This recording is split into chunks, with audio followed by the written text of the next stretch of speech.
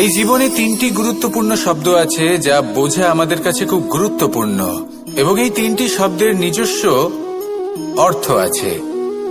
প্রথম হল সঙ্গবদ্ধতা, অর্থাৎ একসাথে মিলে কাজ করতে হবে, একসাথে মিলে পরিশ্রম করতে হবে, সামনে এগোতে হবে। এরকম করতে পারলে আপনার শক্তি বৃদ্ধি পাবে, আপনার ক্ষমতা বৃদ্ধি পাবে, আপনি এগোতে পারবেন এবং অনেক দূরে যেতে পারবেন। দ্বিতীয় হল আত্মবিশ্বাস। হেরে যাওয়া বস্তুও আবার জিতে নিতে পারবেন। যদি আপনার নিজের আত্মবিশ্বাস থাকে তাহলে আপনি কখনো পরাজিত হবেন না। এবং তৃতীয় হল অহংকার। জয়লাভ করার পরেও কিন্তু এটা আপনাকে পরাজিত করতে পারে।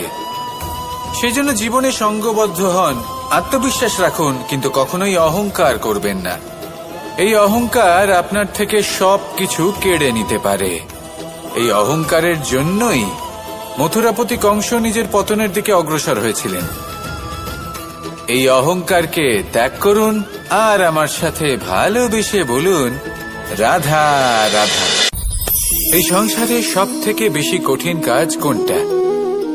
কেউ বলবেন যুদ্ধ করা, কেউ বলবেন ধন অর্জন করা, আবার কেউ বলবেন জ্ঞান অর্জন করা সব থেকে বেশি কঠিন। এবার প্রত্যেক ব্যক্তির নিজস্ব অভিজ্ঞতা আছে, আর সেই অনুসারে তার নিজস্ব একটা উত্তর আছে। সাধারণভাবে দেখতে গেলে এই সংসারে সব থেকে কঠিন হল তপস্যা করা, অর্থাৎ সব কিছু ত্যাগ করে তপস্যায় নিজেকে বিলীন করে দেওয়া। এবার এর থেকে বেশি কঠিন এই সংসারে আর কি বা হতে পারে?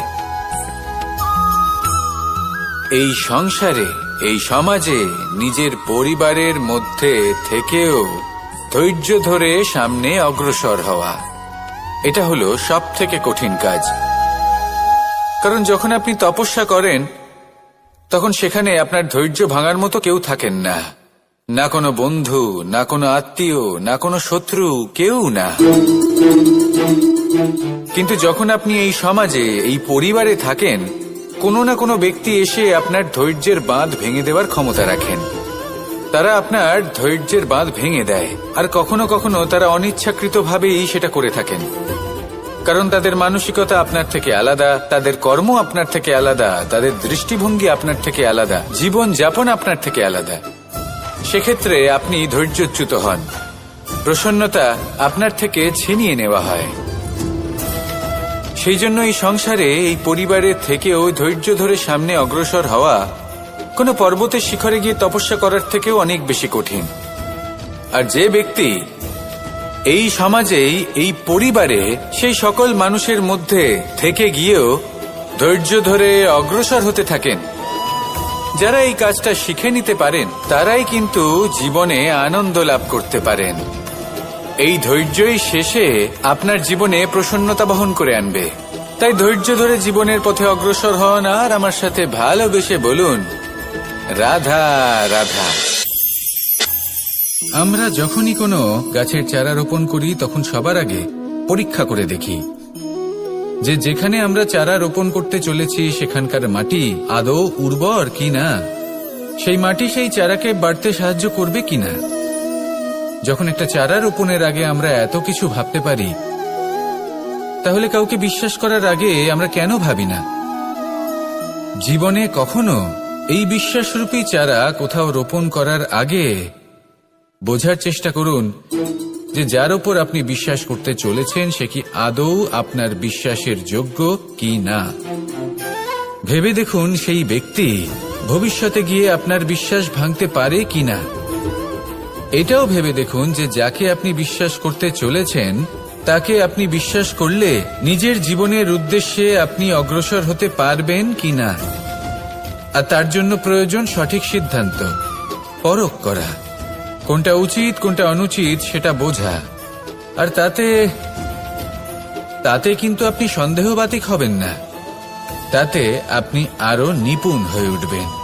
তাই যদি আপনি নিপুণ হয়ে উঠতে চান তাহলে বোঝার চেষ্টা করুন, পরখ করে দেখুন, কোনটা উচিত কোনটা অনুচিত বুঝুন। আর বিশ্বাস তখনই করুন যখন আপনি 100% নিশ্চিত হবেন যে সে বিশ্বাসের যোগ্য। আসুন আমার সাথে ভালোবেসে বলুন, রাধা রাধা। রাধা কখনো কখনো আমার জন্য বড়ই সুগন্ধি আতর নিয়ে আসে, পারিজাত ফুলের মালা নিয়ে আসে আমার প্রসাধন করবে বলে, এবং আমার সব থেকে বেশি প্রিয় মাখন নিজে হাতে বানিয়ে আনে আমাকে নিজে হাতে খাইয়ে দেবে বলে, সবকিছু আমাকে প্রসন্ন করবে বলে। কিন্তু আপনি কখনো ভেবেছেন যে এই আতর কিভাবে বানানো হয়? সহস্র ফুলের পাপড়ি একসাথে পিষে নিতে হয়, তারপরে তার থেকে যে রস নিঃসৃত হয় সেই রস দ্বারাই আতর তৈরি হয়। অনেক সংখ্যক ফুলকে অসীম যন্ত্রণা ভোগ করতে হয়, তবে তারা আমার প্রসাধন সামগ্রী হয়ে উঠতে পারে। দুধ থেকে মাখন তৈরি করার জন্য কতটা পরিমাণ মন্থন সহ্য করতে হয় সেটা আপনি জানেন। ঠিক সেই রকমই হলো আমাদের জীবনও। বিপদও আসে, কঠিন পরিস্থিতিও আসে, এর সম্মুখীন হতে শিখুন। মনে রাখবেন, আপনি হলেন সেই দুধ যাকে মন্থন সহ্য করতে হবে মাখন হয়ে ওঠার জন্য। মনে রাখবেন, আপনি হলেন সেই ফুলের মতন যাদের পিষ্ট হতে হবে সুগন্ধি আতর হয়ে ওঠার জন্য, যাকে এই সংসার পছন্দ করে। কখনো কখনো জীবনে আপনার সাথে খারাপ শুধুমাত্র এই কারণে ঘটে যাতে আপনার শ্রেষ্ঠ রূপ এই সংসারের সামনে আসতে পারে। শুধুমাত্র কঠিন পরিস্থিতি এবং বিপদকে একটা সুযোগ হিসেবে দেখার চেষ্টা করুন। আপনার জন্য এই সংসার বদলে যাবে, সংসারকে দেখার দৃষ্টিভঙ্গি পাল্টে যাবে, আপনার ভাগ্য পাল্টে যাবে, আর এই মন প্রসন্ন হয়ে বলবে, রাধা রাধা। পাশা নামক এই খেলাটি আপনারা নিশ্চয়ই খেলেছেন, না খেলে থাকলে দেখেছেন, আর যদি দেখেও না থাকেন তাহলে নিশ্চিত রূপে শুনেছেন। মহাভারতের এই মহাযুদ্ধ কোথাও না কোথাও এই পাশা নামক খেলার কারণে হয়েছিল। পাশার এই বিচিত্র খেলা, দান, এইসবের কারণে কেউ নিজের মাথায় রাজ মুকুট পরিধান করেছিলেন, আবার সেখানে পরাজিত হওয়ার জন্য কাউকে বনবাসও ভোগ করতে হয়েছিল। কিন্তু এই খেলা সমাপ্ত হওয়ার পরে সমস্ত ঘুঁটি আর এই পাশার ছক একই পুটলিতে স্থান পেল। এটাই হলো আমাদের জীবন। এই সংসারে আমরা জয় পরাজয়ের বিষয়ে এতটাই ভাবি, এত চিন্তা করি যে এই জীবনের খেলার আনন্দটাই উপভোগ করতে পারি না। আর অবশেষে কি হয়? কেউ জয়ী হন, কেউ পরাজিত হন, কিন্তু দুজনেই একই স্থানে পৌঁছে যান। প্রত্যেক ব্যক্তি মৃত্যুর পরে একটি নির্দিষ্ট স্থানেই পৌঁছতে বাধ্য, কিন্তু ততক্ষণ এই জীবন, এই খেলা, তার আনন্দ উপভোগ করুন। এই সংসারে সেই ব্যক্তি শ্রেষ্ঠ স্থানে পৌঁছতে পেরেছেন যিনি এই সংসারকে প্রকাশ প্রদান করেছেন, যিনি কখনো জয় পরাজয় এই বিষয়ে ভাবেননি, শুধু এই জীবনের খেলার আনন্দ উপভোগ করেছেন। এটাই আপনিও করুন, আর আমার সাথে ভালোবেসে বলুন, রাধা রাধা। প্রত্যেক মানুষ নিজের জীবনে দুঃখ অনুভব করেন। প্রত্যেকের দুঃখ আলাদা হতে পারে। কারোর মনে এই দুঃখ থাকে যে সে তার বাবা মায়ের সব ইচ্ছে পূরণ করতে পারেননি। কেউ এটা ভেবে দুঃখ পান যে সে চিরকাল সদাচার করেছেন, সৎকর্ম করেছেন, কিন্তু তাও তাকে দুরাচারী বলে মনে করা হয়। কেউ এটা ভেবেও দুঃখ পান যে তার সামনে যে ব্যক্তি রয়েছেন তার চোখে তিনি শত্রু হয়ে উঠেছেন বা দুষ্ট হয়ে উঠেছেন, যেখানে তিনি হয়তো কোনো অনুচিত কাজই করেননি। এবার এই সমস্ত বিষয় নিয়ে ভেবে নিজের ব্যক্তিত্ব নিয়ে সন্দেহ প্রকাশ করবেন না। যদি নিজের ব্যক্তিত্ব নিয়ে কোনো সন্দেহ থেকে থাকে তাহলে কর্ম সংক্রান্ত প্রশ্ন করুন যে আপনি যা করেছেন তাতে কি উচিত ছিল, কি অনুচিত ছিল। যেটা প্রয়োজন সেটা এটা বোঝার যে আপনার অন্তর্মন, আপনার বিবেক আপনাকে কি বলছে, আর আপনার অন্তর্মন আর আপনার বিবেক আপনাকে যেটা করতে বলবে শুধু সেটাই করুন। আর তারপরে এই সংসার কি বলবে, কি ভাববে সেসব নিয়ে ভাবতে যাবেন না, কারণ এই সংসার তো ঈশ্বরকেও প্রশ্ন করে থাকে, ঈশ্বরকেও দোষী মনে করে। কখনো কখনো যখন কোনো ঘটনা মানুষের ইচ্ছা অনুযায়ী ঘটে না, তখন মানুষ এটা বলে যে হে ঈশ্বর, আপনি আমার পাশে থাকলেন না, আপনি বড়ই কঠোর, এটা আপনার দোষ। যেখানে বেশিরভাগ সময় হয়তো সে নিজেই নিজের কর্মফল ভোগ করছে। আর কখনো কখনো ঈশ্বর হয়তো তার জন্য আরো ভালো কোনো পরিকল্পনা করে রেখেছেন, কিন্তু মানুষ সেটা বুঝতে পারে না। তাই দিনের শেষে যেটা প্রয়োজন সেটা হলো নিজের মনের কথা বুঝতে হবে। আপনার বিবেক কি বলছে শুধু সেটাই করুন আর সামনে এগোতে থাকুন। আমার সাথে ভালোবেসে বলুন, রাধা রাধা। পরিবর্তন, এটা হলো সৃষ্টির অমূল্য নিয়ম। এই সংসারে সবকিছু সময়ান্তরে পরিবর্তিত হয়, এই সময়ও পরিবর্তিত হয়। পরিবর্তন চিরকাল হয়ে এসেছে আর চিরকাল হতে থাকবে, কিন্তু এবার আমরা সেই পরিবর্তন কিভাবে লাভ করব যেটা আমাদের প্রয়োজন, যেটা আমরা চাই। আমরা জীবনে বিকাশ চাই। এই বিকাশ কিভাবে লাভ করতে পারি? এই প্রকৃতি কিন্তু আমাদের অত্যন্ত উত্তম উদাহরণ দিয়ে বুঝিয়েছে। একটি বিন্দুর উদাহরণ দিয়েছে যা ভবিষ্যতে একটা বিশাল নদীর আকার ধারণ করে। এটা কিভাবে হয়? মেঘ থেকে একটি বিন্দু ঝরে পড়ে সেই পর্বতের ওপর যেখানে হিম আছে। সেই হিমের সংস্পর্শে আসা মাত্র সেই বিন্দুর সাথে আরো বেশ কিছু বিন্দু যুক্ত হয়। তারপর তারা অগ্রসর হয়, আরো কিছু বিন্দু যুক্ত হয়, আস্তে আস্তে একটা ক্ষীণ ধারার রূপ ধারণ করে এবং সেটাই ভবিষ্যতে আরো এগোতে থাকে। অনেকটা যাওয়ার পর যখন অনেক সংখ্যক বিন্দু একসাথে যুক্ত হয় তখন সেটা বিশাল নদীর আকার ধারণ করে। এবার আমরা মানুষ বলে আমাদের সাথে এই নিয়মের অন্যথা হয় তা নয়। আমরাও এই প্রকৃতির অংশ, আমাদের ক্ষেত্রেও একই নিয়ম প্রযোজ্য। যখন পরিশ্রম করে অনেক সংখ্যক বিন্দু আমরা একত্রিত করব তখনই পরিবর্তনের নদী প্রবাহিত হবে। প্রয়োজন হল নিরন্তর পরিশ্রম করা এবং ধৈর্য ধরা। এটা করতে থাকুন, জীবনে সবকিছু লাভ করতে পারবেন, কারণ প্রকৃতি আমাদের এটাই শিখিয়েছে। আর আমরা এই ব্রহ্মরই একটি অংশ, যার দ্বারা এই ব্রহ্মাণ্ড নির্মিত। আসুন আমার সাথে ভালোবেসে বলুন, রাধা রাধা। কখনো এই প্রকৃতির দিকে তাকিয়ে থাকবেন। এই প্রকৃতি অনেক ধরনের শিক্ষা দেয়। কোন একটা গাছকে দেখুন কিভাবে সে মাটি থেকে জল শুষে নেয়।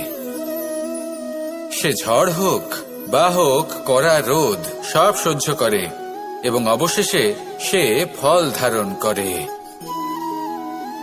আর সেই ফল উৎপন্ন করার পরে সে ফল কিন্তু সে নিজে গ্রহণ করে না, এই সংসারকে প্রদান করে, যাতে পশু পাখি মানুষ তারা এই ফল গ্রহণ করে শক্তিশালী হয়ে উঠতে পারে, সুস্থ থাকতে পারে। সেভাবেই নদী, সরোবর এরা নিজেরাও কিন্তু নিজেদের জল গ্রহণ করে না, মাটিকে প্রদান করে, পশু পাখিকে প্রদান করে।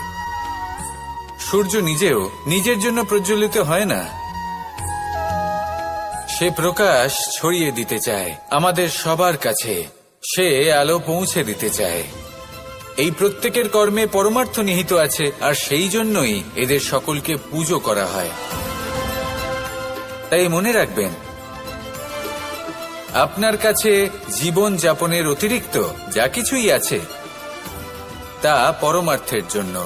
তাহলে তার সদ্ব্যবহার করুন আর আমার সাথে ভালোবেসে বলুন, রাধা রাধা।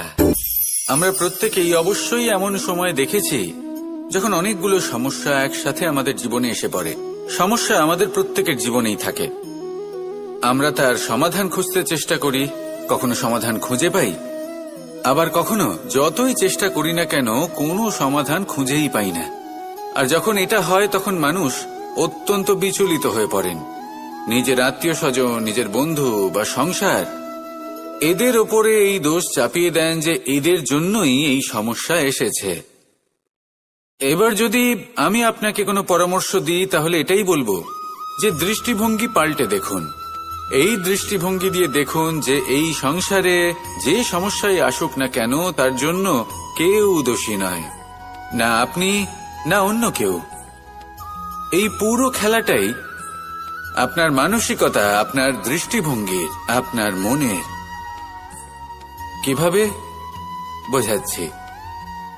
যখন আমাদের মন শক্ত থাকে তখন কঠিন থেকে কঠিনতর পরিস্থিতিও আমাদের জীবনে খুব বেশি হলে প্রতিস্পর্ধা হয়ে থেকে যায়। সেখানে যদি আমাদের মন দুর্বল থাকে, তখন অল্প কঠিন পরিস্থিতিও আমাদের কাছে খুব বড় সমস্যা হয়ে যায়, তাই না? একটা শক্ত মন কঠিন পরিস্থিতিকে প্রতিস্পর্ধা হিসেবে দেখে আর তার মধ্যে ওটা সুযোগ খুঁজে নেয়। আমাদের শুধু এটাই করতে হবে। এই সংসারে অন্য কাউকে দোষী মনে করলে আপনার সমস্যা দূর হয়ে যাবে না। সেই জন্য এই সংসারকে দোষ দেওয়ার বদলে এই সমস্যার মূলে চলে যান, সেটাকে বুঝুন, নিজের এই মনকে শক্ত করে তুলুন। যদি আপনার মন শক্তিশালী হয়, তাহলে এই সংসারে অনেক বড় বড় কঠিন থেকে কঠিনতর পরিস্থিতিও যদি আসে, আপনার জীবনে যতই বড় বড় সমস্যা আসুক না কেন, আপনার লক্ষ্য লাভে বাধা দিতে পারবে না। আসুন আমার সাথে ভালোবেসে বলুন, রাধা রাধা। আমরা সবাই পাথর দেখেছি, পর্বতও দেখেছি, শুকনো পাতাও দেখেছি, শ্যামল বনানীও দেখেছি। কখনো ভেবেছেন পাথরের অস্তিত্ব কিন্তু ততক্ষণ পর্যন্ত যতক্ষণ সে পর্বতের গায়ে আটকে থাকে। যখন সেই পর্বত থেকে সেই পাথর ভিন্ন হয়ে যায় ও নিজের অস্তিত্ব হারিয়ে ফেলে।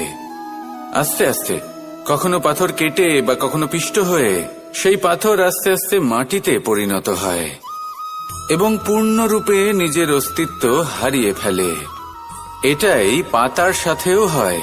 এই পাতা যতক্ষণ গাছের ডালের সাথে যুক্ত ততক্ষণ তার অস্তিত্ব থাকে। যখনই ডাল থেকে বিচ্ছিন্ন হয়, সেও নিজের অস্তিত্ব হারিয়ে ফেলে। আর এটাই আমাদের সাথেও হয়। যতক্ষণ আমরা নিজেদের আপনজনের সাথে যুক্ত থাকি, আমাদের অস্তিত্ব বজায় থাকে। যখন আপনজনদের সাথে সম্পর্ক ছিন্ন করি, তখন আমরাও আমাদের অস্তিত্ব হারিয়ে ফেলি। এবার এই সংসারের প্রত্যেক ব্যক্তি স্বতন্ত্র থাকতে চান, আর অনেক ব্যক্তি স্বতন্ত্র থাকবেন বলে আপনজনদের দূরে করে দেন আর তাদের সাথে এই সম্পর্ক ছিন্ন করেন। এটা কি সত্যি প্রয়োজন? আপনজনদের সাথে সম্পর্ক ছিন্ন করে নিজের অস্তিত্ব হারিয়ে ফেলা প্রয়োজনীয়, নাকি আপনজনদের সাথে সম্পর্ক বজায় রেখে নিজেদের স্বতন্ত্র করে রাখা সেটা আবশ্যক? নির্বাচন আপনারই। আসুন আমার সাথে ভালোবেসে বলুন, রাধা রাধা। আপনি কি কখনো নৌকা যাত্রা করেছেন? করে না থাকলেও নিশ্চয়ই দেখেছেন যে এই জল যা নিজের অন্তরে সব কিছু সমাহিত করে নিতে পারে, এই নৌকা সেই জলের ওপরেই ভেসে থাকে। নদীর স্রোত কাটিয়ে সে সামনে অগ্রসর হয়। কিন্তু যদি এই নৌকায় কোনো ছিদ্র হয়, তাহলে কিন্তু সেই নৌকা ডুবে যাবে। আর এতে কোনো তফাৎ হবে না যে সেই ছিদ্র ছোট নাকি বড়, নৌকা ডুবে যাবে। এই ছিদ্র হলো আমাদের জীবনে আমাদের অপগুণ, আমাদের দোষ, আমাদের বিকার।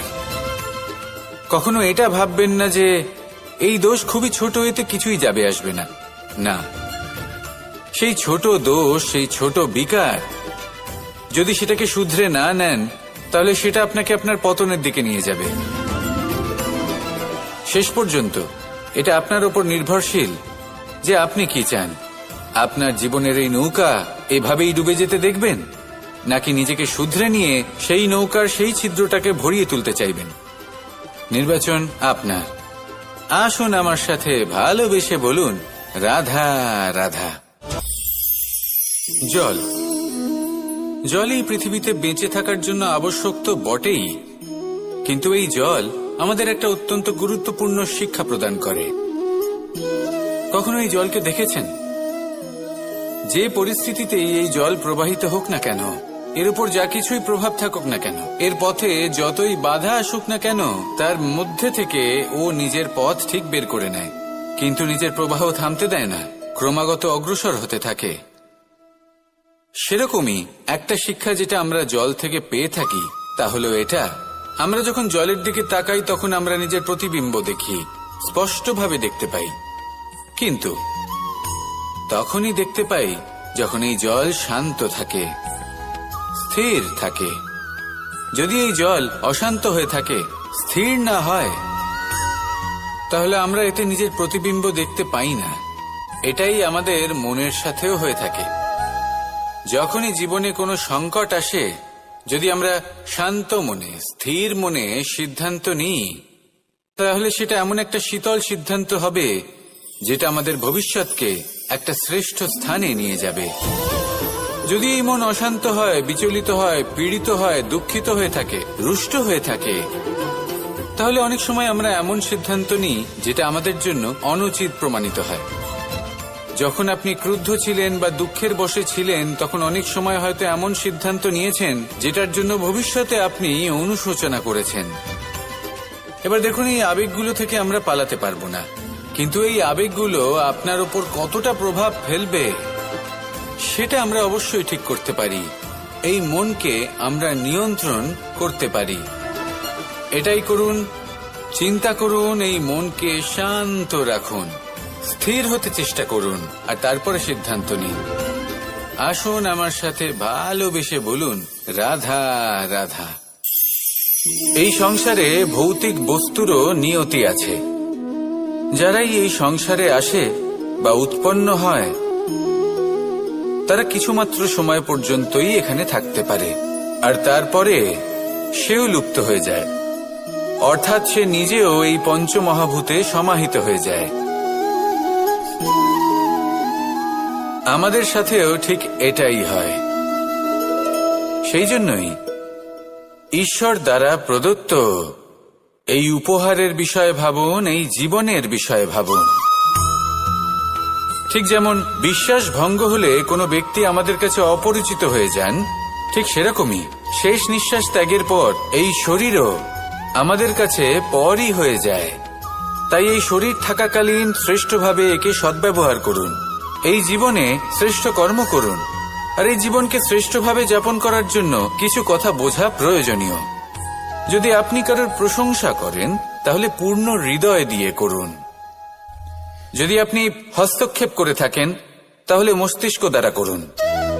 যদি আপনি সমীক্ষা করেন, তাহলে বিবেক দ্বারা করুন। যদি আপনি ধন অর্জন করতে চান, তাহলে নীতি অনুসারে চলুন। যদি জীবনযাপন করতে চান, তাহলে রীতি মেনে করুন। আর যদি ঈশ্বরের ভজন করতে চান, তাহলে ভক্তিভাব নিয়ে করুন। শুধু এই কথা মনে রাখবেন যে আপনার এই জীবন কিন্তু অনিশ্চিত কাল পর্যন্তই আছে। কতক্ষণ আছে সেটা কেউ জানে না।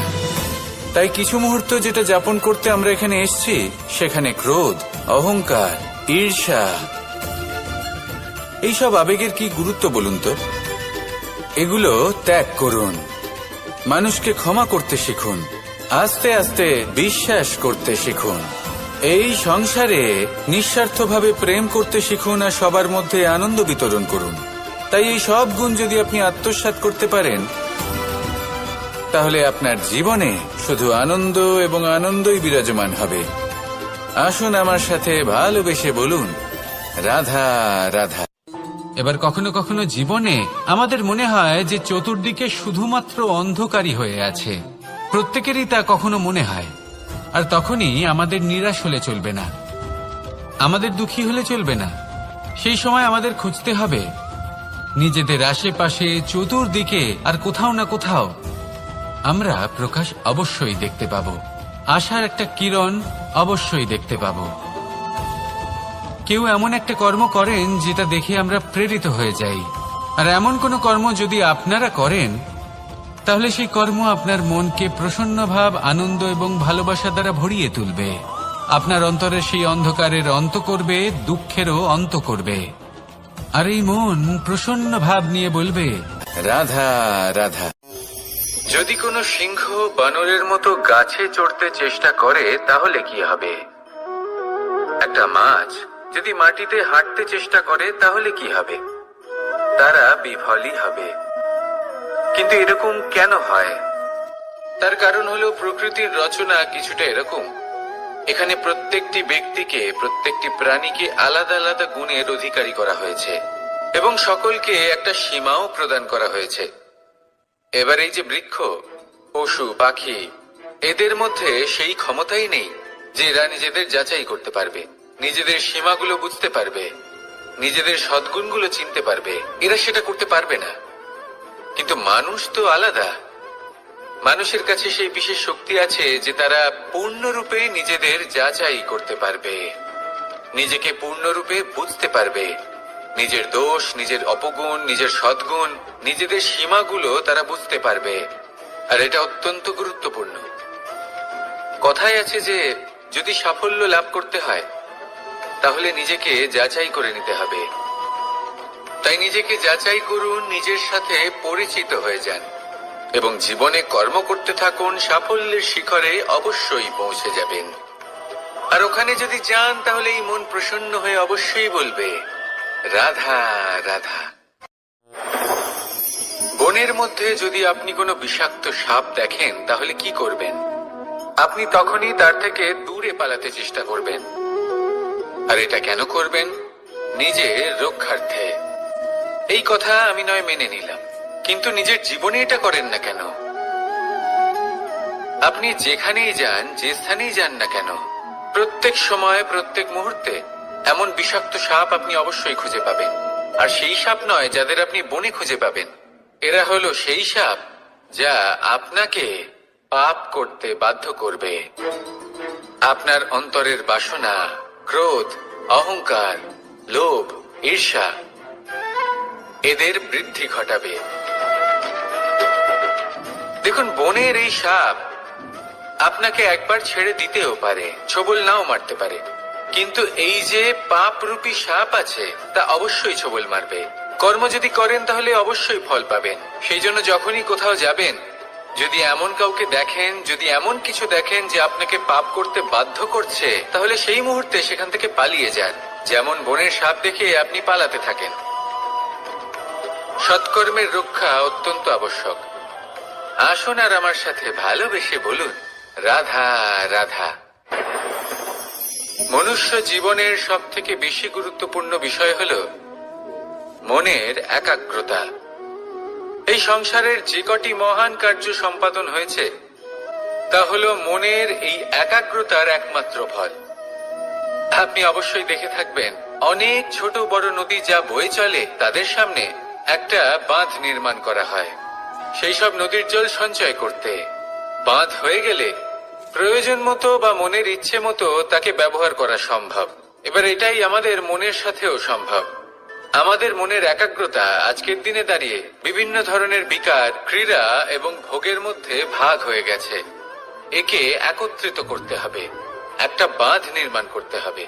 শুধু এটাই করতে হবে, যেটা উচিত কর্ম সেটাই করুন, যেটা অনুচিত কর্ম সেটা করা থেকে নিজেকে বিরত রাখুন। এটাই করতে হবে, যেটা উচিত কর্ম সেটাই করুন, যেটা অনুচিত কর্ম সেটা করা থেকে নিজেকে বিরত রাখুন। ব্যাস, এই কাজটাই আপনি করতে থাকুন, করতে থাকুন। মনের মধ্যে একাগ্রতার বাঁধ নির্মাণ করুন। আর একবার যদি তা নির্মাণ হয়ে যায় তাহলে যখন চাইবেন, যেখানে চাইবেন, যতটা চাইবেন একাগ্রতা প্রয়োগ করতে পারবেন। আর একবার যদি আপনি এটা শিখে যান তাহলে এই সংসারকে বদলে ফেলার মতো কাজ আপনি করতে পারবেন, সমাজকে শোধরাবার মতো কাজ করতে পারবেন। তাহলে এই মনকে একাগ্র করুন আর আমার সাথে ভালোবেসে বলুন, রাধা রাধা। আমরা সবাই ফল খাই, কিন্তু আমাদের সেই ফলই প্রিয় হয় যে পরিপক্ক হয়ে ওঠে, যেটা নম্র হয়, আর যে ফল অনেক বেশি মিষ্টি আর সুস্বাদু হয়ে থাকে, যাদের রঙে বাহার দেখা যায়। সেইভাবে জীবনে আমরা নানান মানুষের সাথে পরিচিত হই, কিন্তু সেই মানুষই আমাদের মন ছুঁয়ে যায় যারা বিনম্র স্বভাবের, যাদের বাণী খুব মধুর, যাদের অন্তরে আত্মবিশ্বাসের একটা তেজ, একটা রং দেখা যায়। এবার এমন ব্যক্তি আমরা কি করে হব? ঠিক সেইভাবেই যেমন একটা ফল রোদ, বর্ষা, শীত, বায়ু এই সকল সংকটময় পরিস্থিতির সম্মুখীন হয়ে পরিপক্ক হয়ে ওঠে, সেইভাবেই মানুষ সংকটময় পরিস্থিতির সম্মুখীন হয়ে পরিপক্ক হয়ে ওঠেন। যদি এই সংকটের সম্মুখীন হন তাহলে অভিজ্ঞ হবেন, আর এই অভিজ্ঞতাই শিক্ষা দিয়ে যাবে। এই অভিজ্ঞতা আমাদের শিখিয়ে দেয় যে আমাদের বিনম্র থাকতে হবে। অহংকার করে কোনো লাভ নেই। মধুর বাণীর যে কি মূল্য তা আমরা শিখতে পারি। এই অভিজ্ঞতাই আমাদের বুঝিয়ে দেয় যে উচিত অনুচিত কোনটা আমাদের দৃষ্টিভঙ্গি তৈরি করে, আর এই দৃষ্টিভঙ্গি দ্বারা আত্মবিশ্বাস জাগ্রত হয়। সেই জন্য জীবনে কখনো বিপদ থেকে দূরে পালাবেন না, সেগুলোর সম্মুখীন হন, অভিজ্ঞতা লাভ করুন, তার থেকে শিক্ষা লাভ করুন, এইভাবেই পরিপক্ক হবেন। আসুন আমার সাথে ভালোবেসে বলুন, রাধা রাধা। ধন সঞ্চয় করা সম্ভব, আর সেই জন্য ধন সব থেকে বেশি মূল্যবান সম্পত্তি নয়। এবার আপনি বলবেন, এ আমি কি বলছি? এই ধন খুব মূল্যবান, আমরা সকলে অর্জন করতে ব্যস্ত। সেটা এই কারণে, কারণ আপনারা জানেন না এই সংসারের সব থেকে বেশি মূল্যবান সম্পত্তি কি। এ হলো সেই সম্পত্তি যা কখনো সঞ্চয় করা সম্ভব নয়। আপনার কাছে যতই ধন থাকুক তা দিয়ে আপনি স্বাস্থ্য লাভ করতে পারেন, বাড়ি কিনতে পারেন, আদি ইত্যাদি, কিন্তু আপনি যতই ধনী হন না কেন, ফেলে আসা দিনের একটা মুহূর্ত আপনি লাভ করতে পারবেন না। এই একটা মুহূর্ত, এই সময়, এটাই হলো সংসারের সব থেকে মূল্যবান সম্পত্তি। একবার চলে গেলে তা কখনোই ফিরে আসে না। আর এই মুহূর্ত যতই চলে যাক না কেন, আমরা স্মৃতির মাধ্যমে সেগুলি যাপন করতে পারি, তার আনন্দ উপভোগ করতে পারি। আর যার সাথে আমরা সময় অতিবাহিত করেছি তার স্মৃতিতে আমরা চিরকাল জীবিত থাকতে পারি। সেই জন্য সময় সব থেকে মূল্যবান সম্পত্তি, তাকে এইভাবে নষ্ট করবেন না। প্রত্যেকটা মুহূর্ত উপভোগ করুন, আনন্দ করুন, আর ভালোবেসে বলুন, রাধা রাধা। কনক, কি সুন্দর একটা শব্দ। এর অনেকগুলো রূপ রয়েছে, অনেকগুলো অর্থও রয়েছে। প্রথম অর্থ হলো স্বর্ণ, অর্থাৎ সম্পত্তি। দ্বিতীয় অর্থ ধুতুরা, অর্থাৎ গাছের ছোট একটা বীজ, যা কিনা অত্যন্ত শক্তিশালী হয়। যদি বেশি মাত্রায় এর প্রয়োগ করা হয় তাহলে এটা বিষময় হয়ে উঠতে পারে। এই হলো সেই ধুতুরা যার প্রয়োগ মহাদেবের পুজোতে করা হয়। এবার প্রশ্ন হলো এটাই যে এই স্বর্ণ এবং এই ধুতুরার মধ্যে মিল কি রয়েছে। মিল হলো এটাই যে এই দুটোই মানুষকে মত্ত করে তোলে। ধুতুরা মানুষকে তখন মত্ত করে যখন তাকে সেবন করা হয়, কিন্তু স্বর্ণ, ধন, সম্পত্তি, মানুষ এটা যতটাই অর্জন করে নেয় সেটাই যথেষ্ট। এই স্বর্ণ মানুষের ভাবনা চিন্তা করার ক্ষমতাকে বশ করে ফেলে। মানুষ সম্পত্তির লোভে মত্ত হয়ে ওঠে, কারণ যে যত চমৎকারী, যতটা অমূল্য হয় তাকে সামলানো কিন্তু ততটাই কঠিন, তাই না? তাই মনে রাখবেন, ধন, স্বর্ণ, সম্পত্তি এগুলো ধুতুরার থেকেও অনেক বেশি বিষাক্ত হতে পারে। তাই এর ওপর আত্মসংযমের একটা কবচ পরিয়ে রাখবেন এবং বিবেকের শক্তির সাথে এগুলো প্রয়োগ করুন, তবেই কল্যাণ হবে। আসুন আমার সাথে ভালোবেসে বলুন, রাধা রাধা। রোগ যদি এসে থাকে তাহলে তার ওষুধও অবশ্যই আসে। সমস্যা যদি আসে তাহলে সেই সমস্যার সমাধানও নিজে থেকেই আমাদের কাছে চলেই আসে। এই সংসার, এই জীবনের শুধুমাত্র একটাই নিয়ম আছে, আর তা হলো এটাই, এই সংসার হলো একটা চক্রের মতো। এতে শাশ্বত বলে কিছু নেই, নিত্য বলে কিছু নেই, আর যা কিছুই রয়েছে সব বদলাতে চলেছে। যদি আপনার জীবনে দুঃখ থাকে, সমস্যা থাকে, যদি আপনি বিপদ দ্বারা আচ্ছন্ন, তাহলে মনে রাখবেন সবকিছু বদলে যেতে চলেছে। দুঃখের সময় কাঁদবেন না, মনকে আরো দুঃখী করে তুলবেন না, কারণ এখানে যা কিছুই এসেছে তা যাওয়ার জন্যই এসেছে। তাহলে এত চিন্তা কিসের? আনন্দ সহকারে জীবন যাপন করুন, আর আমার সাথে ভালোবেসে বলুন, রাধা রাধা। মানুষের জীবনে তিনটি গুণ অত্যন্ত প্রয়োজনীয়: শ্রদ্ধা, বিনম্রতা, যোগ্যতা। যদি জ্ঞান লাভ করতে চান তাহলে শ্রদ্ধার প্রয়োজন, যদি মান লাভ করতে চান তাহলে স্বভাবে বিনম্র হওয়া প্রয়োজন, আর যদি মনোবাঞ্ছিত স্থান লাভ করতে চান তাহলে যোগ্যতার প্রয়োজন। বিষয়টা সহজ। শ্রদ্ধা আপনাকে জ্ঞান দেবে, নম্রতা আপনাকে মান, আর যোগ্যতা উচিত স্থান দেবে। কিন্তু যদি আপনি এই তিনটি গুণ সম্মিলিত করেন তাহলে এমন কিছু লাভ করবেন যা এই সব কিছুর থেকে অনেক ঊর্ধ্বে। সম্মান। আর এ হলো সেই সম্মান যা প্রত্যেক মানুষের নিজের জীবনে লাভ করতে চেষ্টা করা উচিত, কারণ এই হলো সেই সম্মান যার কারণে আপনি চলে যাওয়ার পরেও এই সংসার আপনাকে ভালোবাসবে আর মনে রাখবে। আসুন আমার সাথে ভালোবেসে বলুন, রাধা রাধা। জীবনে গতি অত্যন্ত গুরুত্বপূর্ণ, মতিও হলো গুরুত্বপূর্ণ, এবং তার থেকেও বেশি গুরুত্বপূর্ণ হলো সঙ্গতি। একটা জলের ফোঁটা, তার মধ্যে গতি থাকে, প্রকৃতির মধ্যে তা লাভ করার ইচ্ছে নিহিত থাকে, কিন্তু এই যে সঙ্গতি তা নির্ধারিত করে যে এই জলের ফোঁটা ঝিনুকের মুখে পড়ে মুক্ততে পরিণত হবে নাকি বিষাক্ত সাপের মুখে পড়ে বিষে পরিণত হবে।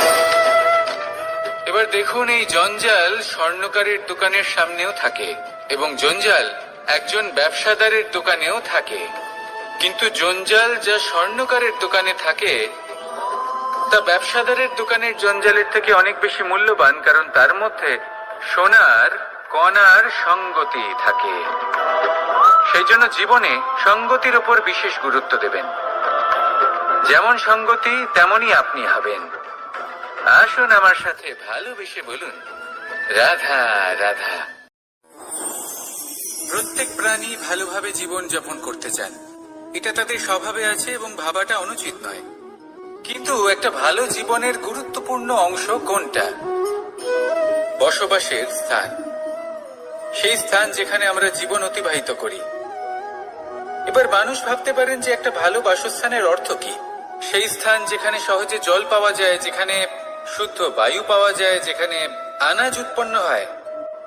এটা জীবনযাপনের জন্য পর্যাপ্ত বটে, কিন্তু ভালো জীবন যাপনের জন্য আরো একটা কথা আপনাকে বুঝতে হবে। সাধু, জ্ঞানী, পণ্ডিত ব্যক্তি, এই সকল মহাপুরুষ, এনাদের যে বাসস্থান তা অত্যন্ত বিশেষ হয়। এখানে এক ধরনের বিশেষ ইতিবাচক শক্তি থাকে, এমন একটা স্থান যেখানে দেবতারাও বিচরণ করেন। জীবন আমরা সবাই যাপন করি, কিন্তু জীবনের উদ্দেশ্য শুধুমাত্র জীবন যাপন করা নয়। জীবনের উদ্দেশ্য হলো মুক্তি লাভ করা। আর এই সকল সাধু, জ্ঞানী, পণ্ডিত ব্যক্তি, এই সকল মহাপুরুষ আপনাকে মুক্তির পথে নিয়ে যেতে পারেন, কারণ এরা হলেন সেই মহাপুরুষ যারা নিজেদের অন্তরের বিকার, অহংকার, ক্রোধ, বিদ্বেষ এই সকল দোষগুলিকে ত্যাগ করেছেন, এদের ওপর বিজয় লাভ করেছেন। এমনই একজন ব্যক্তি আপনাকে মুক্তির পথে নিয়ে যেতে পারে। প্রয়োজন হলো শুধুই এনাদের চিনতে পারা, এদের কথা বুঝতে পারা এবং এদের দেখানো পথে চলা। যদি আপনি এটা করতে পারেন তাহলে এই মন প্রফুল্ল হয়ে বলবে, রাধা রাধা।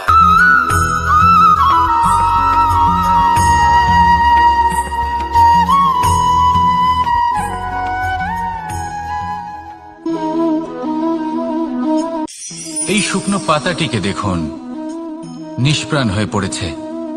একটা গাছের ডালে ছিল, সেই গাছ ওর লালন পালন করত। যখন যখন বাতাস বইত, এই পাতায় কম্পন দেখা দিত, মনকে প্রফুল্ল করে তুলত। কোনো একদিন এই পাতা গাছের ডাল থেকে ঝরে পড়ে গেল। নিঃসন্দেহে ও নিজের স্বাধীনতা পেল, কিন্তু আস্তে আস্তে শুকিয়ে গেল, নিষ্প্রাণ হয়ে গেল। দেখুন, আমি এই কথা বলছি না যে স্বাধীনতা অনুচিত, কখনোই না, কিন্তু যে কোনো পরিস্থিতিতে স্বাধীন হতে চাওয়া এটা নিশ্চিত রূপে অনুচিত। আমরা যদি আমাদের জীবনে পরিবারের গুরুত্ব ভেবে দেখি, তাহলে এই পরিবারে যতই মতভেদ থাকুক না কেন, যতই মনোমালিন্য থাকুক না কেন, যতই বিবাদ থাকুক না কেন, এই সব মিটিয়ে নেওয়া অত্যন্ত প্রয়োজনীয়। সেই সবকিছু সমাপ্ত করা অত্যন্ত প্রয়োজনীয়। কখনো এই পরিবারকে ভাঙতে দেবেন না, কখনো এই পরিবার থেকে দূরে চলে যাবেন না। এই পরিবার হলো আমাদের জীবনের একটা অমূল্য সম্পদ, অমূল্য এক আশ্রয়, যা এই সংসারে হয়তো কোথাও আপনি পাবেন না। তাই একে আগলে রাখুন। পরিবার সেই গাছ, আসুন আমার সাথে ভালোবেসে বলুন,